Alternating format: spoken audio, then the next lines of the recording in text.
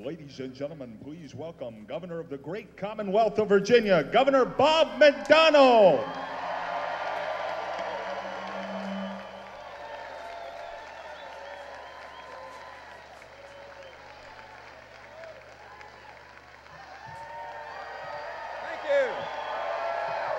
Thank you very much. Good afternoon, Ashland. What a treat to be here in the center of the universe, Ashland, Virginia. Well, it's great to be at Randolph-Macon, and thank you all for coming out so we can have a great rally for the Romney-Ryan team, the RR team that's going to win in November. After all, this is the Commonwealth of Virginia, the mother of presidents, the cradle of democracy, where we know a little bit about electing presidents here in Virginia, don't we? Well, let me say thanks to all of you for coming, and first and foremost, let me salute all of you that have served in the military and been veterans. Raise your hand so we can give you a round of thanks and applause for what you've done. Thank you all very much.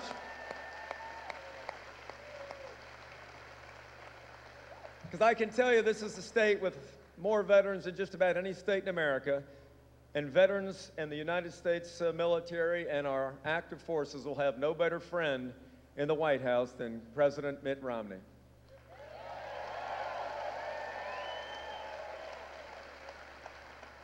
Well, we got a lot of friends that are here today. We also have with us the guy that I think was perhaps the greatest reform governor of the modern era in Virginia. Your next U.S. Senator George Allen is with us today.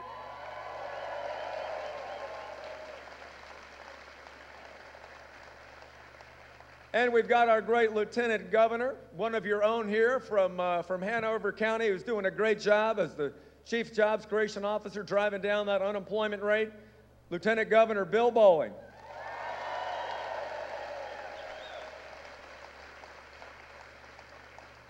And so we're happy to be the most business-friendly state in America, but think how much better it'll be to do business in Virginia when we have President Mitt Romney in the White House.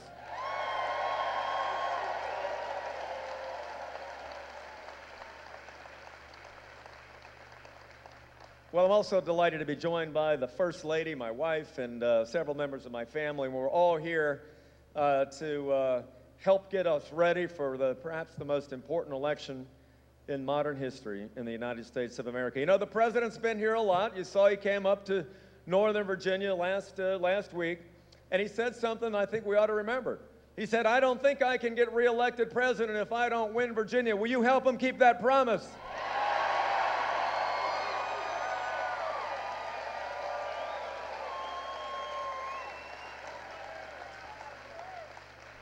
But of course, he also came to Virginia a couple of months ago and said something that we're still trying to figure out in the transcripts if he really said it.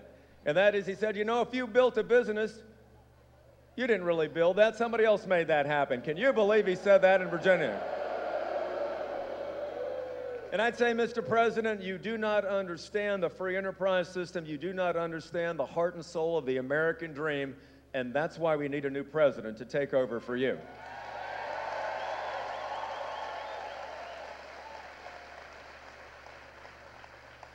Well, you know, every 4 years we do this great interview process where we decide who's going to be the leader of the free world. And over the last 4 years, the president's got a resume, and he's interviewing now to get re-upped, you know, for another 4 years. And so his resume that he's presenting to the 8.2 million Virginians and the 300 million plus Americans goes something like this. Over the last 4 years, his resume says that he's had an 8% unemployment rate for 42 months, that we've got the lowest number of new businesses and new startups and new entrepreneurs in the last 30 years. I'd say that's not very good, Mr. President. We also have spending that is out of control, debt of $16 trillion and growing, deficits of over $1 trillion a year, the largest new amount of debt in the history of an American president, over $5 trillion being added onto by Obamacare. I don't think that's very good.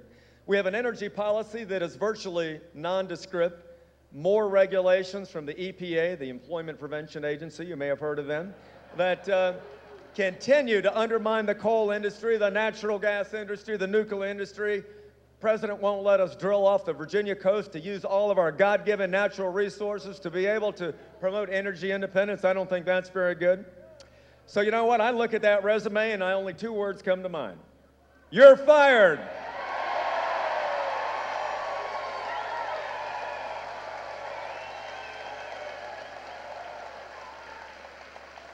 And thank God we've got a clear choice with the Romney-Ryan team in 2012 for the United States of America.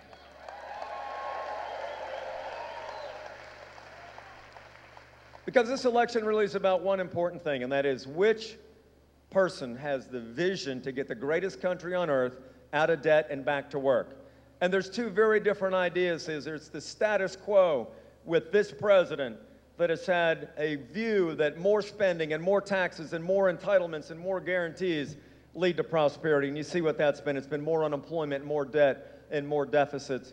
And that whole vision of hope and change has now been fear and recession. That's not the way to go for America. And then we've got the positive, optimistic Reagan-Romney vision for America, the vision of the GOP, the Great Opportunity Party.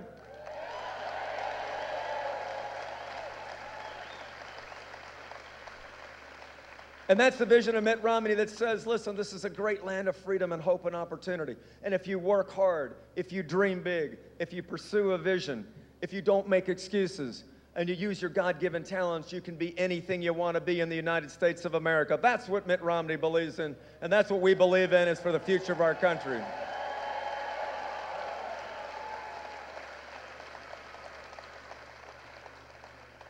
I grew up in Northern Virginia, just an average middle-class kid. My grandfather came off the boat 100 years ago through Ellis Island and settled in Boston, Massachusetts.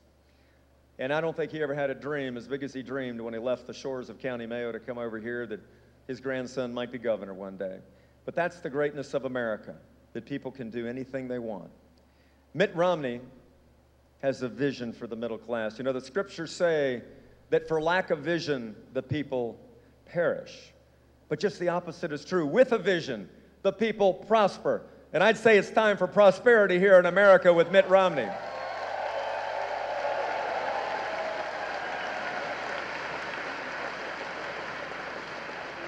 And so he is bringing this positive, optimistic Reagan-Romney vision of optimism and hope for restoration of the great American dream all over. He's got this great plan that he's outlined for the middle class to reduce that deficit and make the tough choices and be honest with people about what we can and can't afford. To be able to promote small business and entrepreneurship, to get our job-creating machine working again. To create new workforce and education development programs to make sure that our education system is literally second to none. To really have a comprehensive, all of the above, red, white, and blue energy policy using all of our God-given natural resources so we don't have to rely on foreign countries for oil and other resources. That's the vision of Mitt Romney for the middle class, and that's what we need for the United States of America.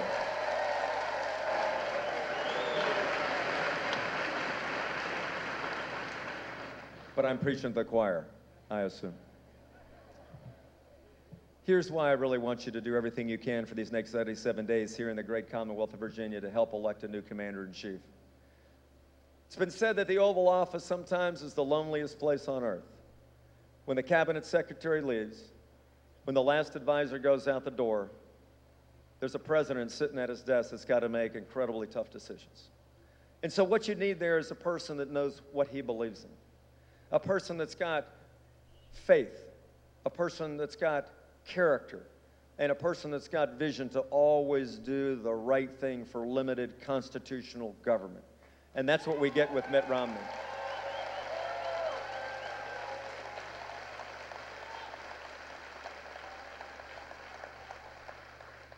Mitt's a man of incredible faith. He puts that faith into action with incredible charity. You know his story of his great generosity. He's an amazing family man. I just saw him on the bus with his grandchildren sitting in his lap, just loving on grandfather. He's got 5 children, great wife, 18 grandchildren who he loves very much, and why his heart and soul is in making the opportunities for America the same ones he had for his kids and his grandkids. He's a person of immense integrity and will do what he says he's going to do. Talk is cheap. We've got that today. We need somebody who will be a results-oriented conservative, put government to work to get things done and not blame people, but produce results for you and for the American people. And that's what you get with President Mitt Romney.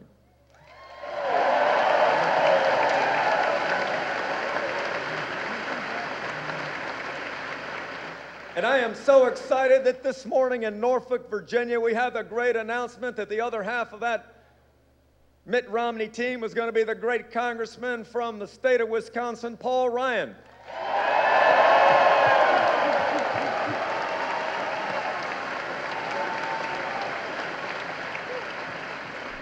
He is the great intellectual voice in the United States House of Representatives for our conservative team. He is going to be a great teammate for Mitt Romney in helping to govern this country for the next 8 years. So, ladies and gentlemen, please welcome here to the center of the universe, the next President of the United States, Mitt Romney, and the next Vice President, Congressman Paul Ryan.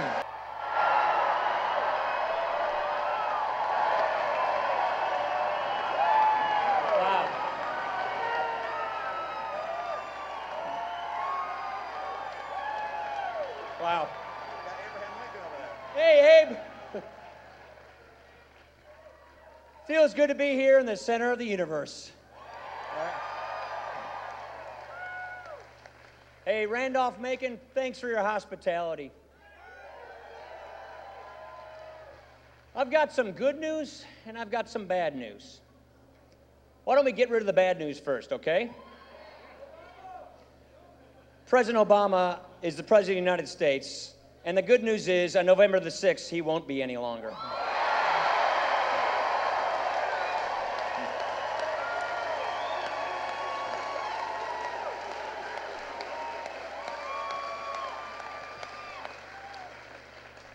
And here's why. We have come to a very crucial moment in our nation's history. We are at that proverbial fork in the road. We've got a choice of two futures ahead of us. We know that. President Obama, with his party firmly in control, the first 2 years, got almost everything passed into law that he wanted. And now we're living under those policies. Now we're witnessing a nation in debt, further in doubt, deeper in despair. Now we're seeing a country where after the recession, the so-called recovery is the worst we've seen in 70 years. Unemployment above 8% the entire time. We have had the largest deficits and the biggest government since World War II. Nearly 1 out of 6 Americans today is living in poverty. That's the worst we've seen in a generation. Household incomes are down. Unemployment is up.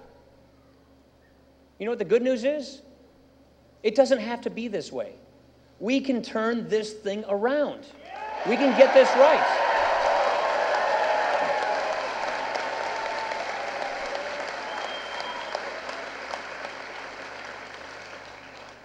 You know how we do that? We elect a leader. We elect a leader because right now we need leadership. We don't need attack. We don't need blame. We need leadership. We need someone of principle, someone of achievement, someone of integrity. That man is standing next to me. His name is Mitt Romney, and he's going to be the next president of the United States.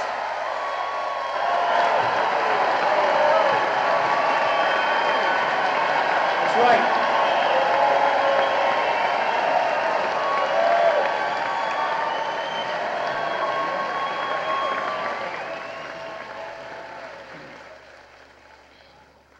Take a look at leadership, experience, integrity. Successful man in business, starting businesses, turning around failing businesses at an astounding success rate. I'm proud of that. We're proud of that because when Americans succeed, we all succeed.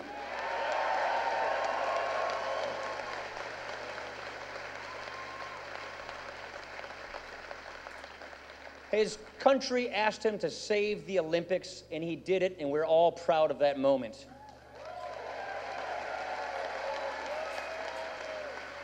When he was governor of Massachusetts, the credit rating of Massachusetts was upgraded For the first time in our history, the credit rating of America under President Obama's leadership was downgraded. When he was governor of Massachusetts, unemployment went down. Under Barack Obama, it's going up. And when he was governor of Massachusetts, incomes, household incomes, family incomes went up. They've gone down $4,000 over the past 4 years. Now, President Obama cannot run on this record. It's a terrible record to run on. And he didn't change. I've served in Congress this whole time. He didn't tack to the middle. He didn't do things that were centrist. He stayed hard left. So if he can't run on his record, if he didn't moderate, what's he got left? He's going to divide and distract this country to win an election by default. And you know what? We're not going to fall for that.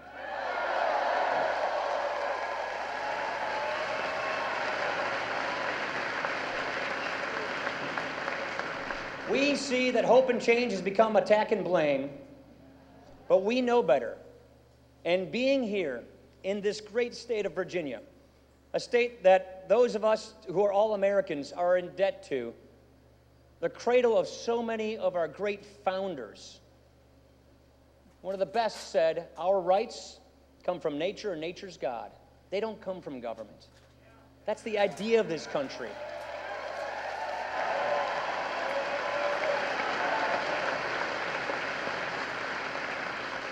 We believe in liberty, we believe in freedom, we need to exercise it, and each generation has its chance.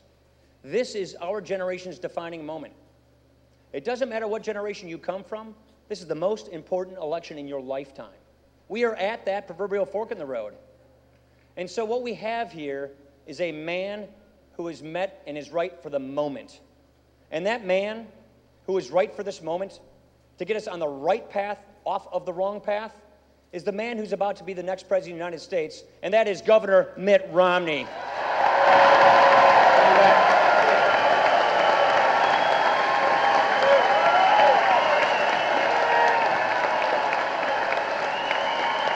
Thank you. No, you stay here. You stay here. You stay here. Wow, what a crowd here. Thank you so much. Wow. Thank you, Ashland. Wow. You guys are great. Thank you. Olympics. Well, it's an honor being here with you here today. People keep telling me this is the center of the universe. People in Washington think that's true about them. It is not true. This is the place. This is the place. What an honor. It's an honor to be with you and to have you spend some time with the next Vice President of the United States and myself. And it's an honor to be with your governor. What a great leader. You are so lucky to have a person who understood what it takes to bring jobs back to Virginia. Virginia's doing well, in part because of his leadership and skills, and also that of his Lieutenant Governor, Bill Bolling, a great friend, and I hope the next governor of this great state of Virginia. And one more person. George Allen is around here somewhere. What a great leader. Where's George? There he is right there, standing above the crowd. Governor, next Senator, George Allen. You know, today was a big day for me. Sure, it's a big day for Paul and for his family, and I think it's a big day for America. We took a step forward in restoring the promise of America because I've selected a person who is a leader. As we look for people to help guide our country, as I look for people to work with me, if I get that chance, I want someone who is a leader. And leadership begins with character. Character and vision. This is a man whose character was formed early. He was in high school when his dad suddenly passed away. And he matured quickly in a setting like that with a family that surrounded him and helped him, and a community that helped him regain his footing. He began with interest in public service, not because of personal ambition, but because of his passion and faith for America, and a belief that America needed individuals who would put the country first, would put the issues of America ahead of the issues of their personal concerns. And so he went to Washington. And for 14 years, he's been battling in Washington as a leader. And he's found some extraordinary capacity there. which is one, to be an intellectual leader in our party. You know, he's one of those that really understands how government works, how it can be tamed, how we can restore to the people of America the rights and powers of our people, how states are the places where new ideas are developed and tested and grown. He understands the Constitution. And he's done something that very few people in Washington learn how to do. He's made friends on both sides of the aisle. He's garnered respect from Republicans and Democrats. And when there are big issues that come up, like how do we save Medicare, instead of doing what the president did, which is cutting it by $700 billion. That's what President Obama did. He said, you know, we'll get it back. This man said, yeah, we'll get back. This man said, I'm going to find Democrats to work with. Found a Democrat to co-lead a piece of legislation to make sure we can save Medicare. Republicans and Democrats coming together. He's a man who has great ideas and the capacity to lead, to find people across the aisle to work together to make things change for the American people. I have to tell you, I'm happy today. I hope you're happy. I'm happy today.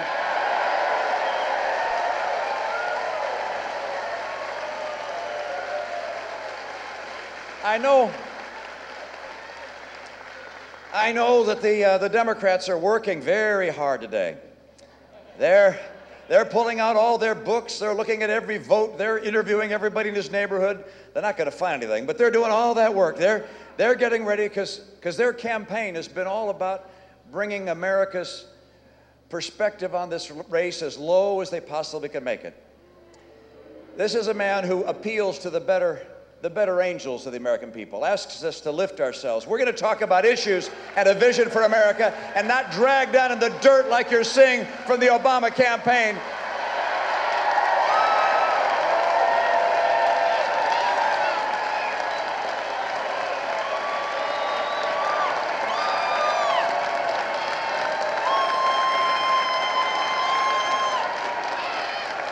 You see, we love America. We love America. We're not going to besmirch the office of the presidency by succumbing to the kind of attacks and vile charges that are coming from the Democrats. We're going to keep talking about what has to be done to restore the greatness of America. And that includes to have faith in our institutions, to restore trust in them. And this man and I are not going to in any way, in any day, lose your trust. We will honor with dignity and courage the responsibility you give us as the leaders of your party. And the reason I'm here is that we recognize this is a critical time for America. And you know that. When you have 23 million Americans in the richest nation on earth, 23 million Americans out of work or stop looking for work, you know something's going on, something critical. When you have more people on food stamps than any time in history, you know there's something unusual and critical going on. When 1 out of 6 Americans have fallen into poverty, you know there's something serious going on. When our national debt under this president, the debt held by the public, he's added almost as much debt as all the prior presidents combined, over $1 trillion a year. You know something is seriously wrong. And so we step forward, not out of partisan passion, but instead out of love of America, to say we want to do what's necessary to get America back again, to get more jobs for people in the middle class and more take-home pay.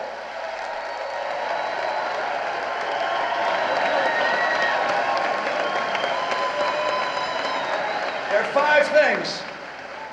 are 5 things we know we have to do. This country's going to come running back. We're not like Japan that went through that long 10-year period of decline. Some people are afraid that's what we're facing. They're wrong. Well, they're right if they re-elect Barack Obama. But if they elect Paul Ryan and me, we're going to do 5 things that are going to bring back America's economy. You're going to see a resurgence in jobs, a resurgence in our competitiveness. You're going to see us finally get America on track to a balanced budget. We're going to do what it takes to bring America back. 5 things. 1, take advantage of our energy, our coal, natural gas, oil, nuclear, renewables.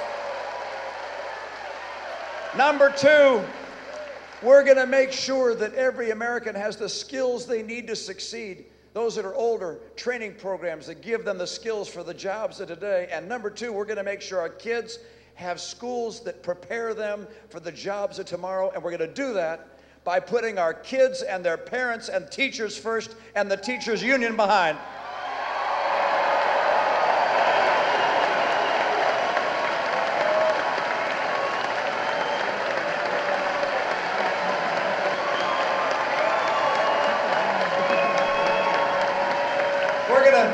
We're gonna have trade. That's my number 3, trade that works for America. It's good for us to trade with other nations, but when people like China cheat, we're going to hold them accountable. We're going to open up new markets for American goods. Number 4, we're going to do something that's only been spoken about but must be done if America is going to be strong in the future, and that is we're going to cut the deficit and finally get us to a balanced budget.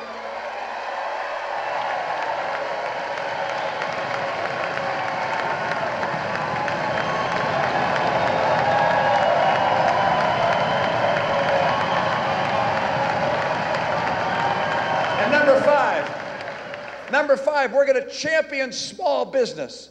We're going to...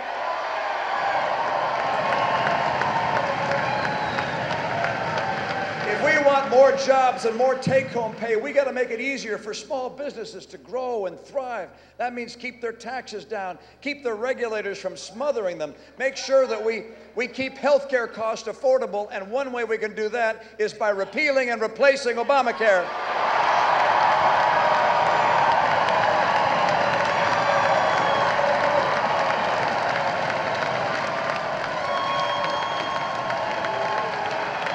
You know, Governor McDonnell began by quoting something that the president said here in Virginia. When I heard that quote, I couldn't believe it. When he said, if you have a business, you didn't build it, someone else did that. And he's talking about government and so, and he went, and then he said, oh, you've taken me out of context. So I looked at the context. The context is worse than the quote, all right? He says, you know, you're successful, you know, because you think you're smart, but there are a lot of people that are smart, and you think it's because you work hard, and a lot of people work hard. I wonder, where's he going with that? I mean, in America, we celebrate people who are smart and try and make themselves smarter, and people who work hard and use their hard work to try and create a better future for themselves and their kids and their grandkids. That's who we are. This is a nation which has been built on people reaching for achievement and excellence, striving. That's the nature of America.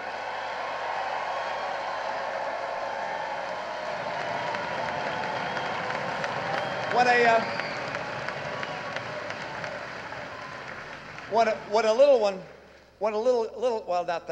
high schooler makes the honor roll, I mean, I realize that they only got the honor roll by being taken to school in a school bus.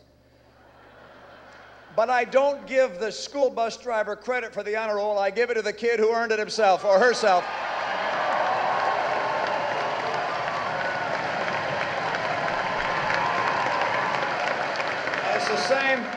It's the same for someone who gets a promotion at work, who works hard, who goes to, let's say, community college, gets additional skills, and is able to get a promotion. I give that person the credit for doing so. And if you're so lucky as to have taken a risk and you started a business and you employ people, congratulations. We want more people reaching, lifting, trying to be better. That's what America does. You see, just as Paul said, when the founders drafted that Declaration of Independence, and I happen to believe they were both brilliant and inspired, they said that it was not government that gave us our rights, it was our Creator that gave us our rights. And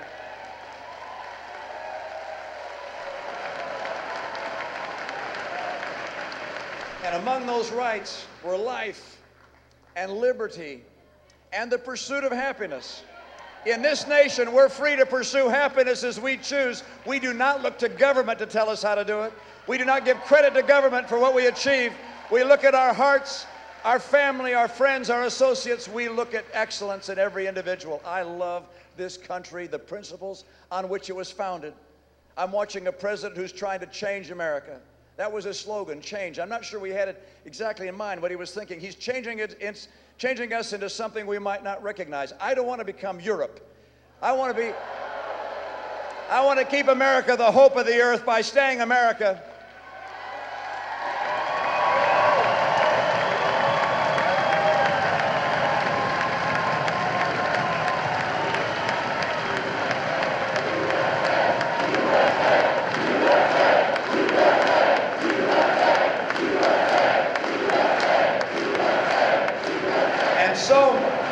And so this man and I are going to work tirelessly between now and November 6th, and hopefully for 8 years thereafter, to do everything in our power to get America on the right track again, to help people find more jobs with more take-home pay, to get our schools better, to get us on track to be energy independent in North America, not have to buy any oil from Venezuela or the Middle East. We're going to do everything we can to keep America strong, a strong America with strong values, strong families, a strong economy, a strong military, a strong America. A strong America is the best ally peace has ever known. We're going to bring America back and keep us the shining city on a hill. Thank you so much. We're going to win this with your help. Thank you so much.